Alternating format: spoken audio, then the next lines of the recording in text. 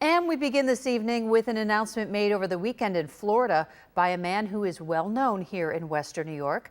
Former Congressman and Erie County Executive Chris Collins said that he is interested in running for Congress in Florida's 19th district, where he's lived for the past 3 years. Collins was convicted, of course, of insider trading and sentenced to time in federal prison in 2020. He was pardoned by former President Donald Trump 10 weeks later. And right now, Byron Daniels holds the seat in that Florida district, but there are rumors that he may run for governor or a Senate seat, opening up that congressional seat. But I'm here today to tell you, if Florida 19 does open up, I'm interested to run for Congress again and represent Collier and Lee County, home to Marco Island, Naples, and Fort Myers.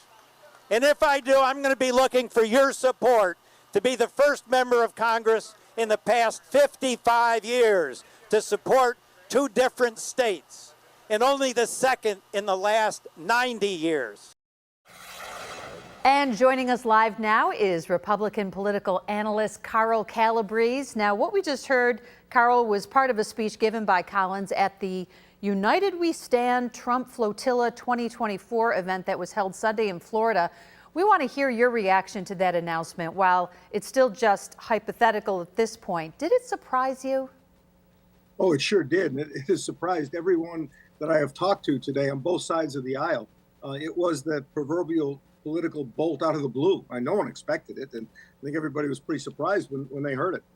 Now, his comments were interesting. He maintains his innocence in regard to that federal insider trading conviction. And yesterday, he said that he would not have been convicted had it gone to trial, and that he only pleaded guilty to protect his son from going to prison. Now, felony convictions don't bar people from running for Congress. In fact, it has happened before.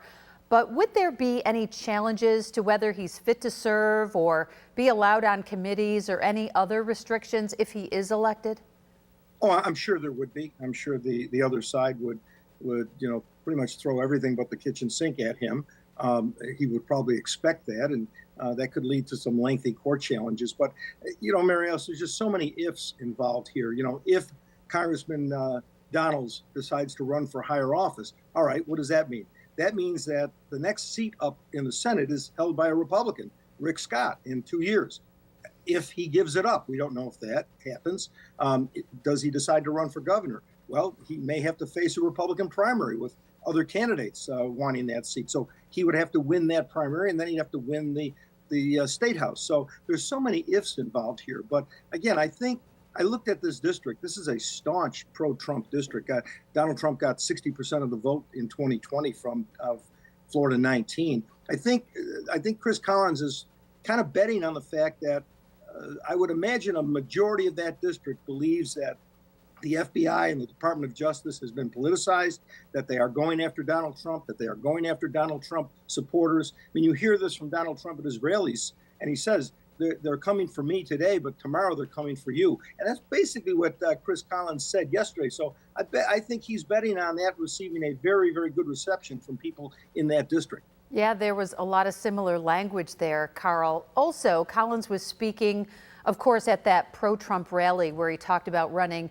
And he also talked about his political accomplishments, and that included taking a shot at New York Governor Kathy Hochul. He claimed that it was his election win in 2012 that made her who she is today. Let's take a listen at what he said exactly.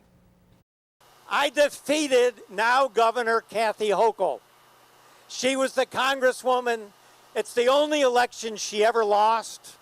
She ended up as lieutenant governor and is now the most woke governor in New York, and I have to plead guilty. I'm the one that created that monster by defeating her and kicking her out of Congress in 2012. So, Carl, what do you think about that? Him taking responsibility there for putting Kathy Hochul in the high office she's in? Well, it's partially true. I mean, no one could foresee what happened, but he did defeat her, and it did send her on a different track.